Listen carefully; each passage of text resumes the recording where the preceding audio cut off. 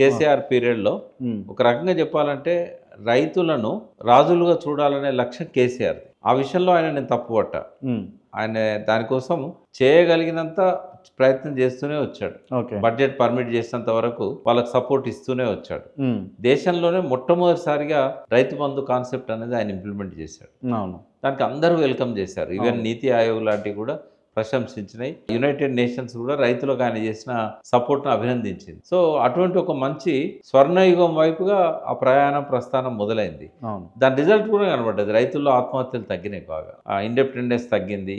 సరే కొన్ని విషయాలలో ఆయనకు విమర్శలు ఎదురుకావచ్చు. రుణమాఫీ విషయంలో ఒక్కసారి చేయనందుకు కొంచెం రావచ్చు కూడా. కానీ రైతులకు చాలా బడ్జెట్ ఇచ్చాడు.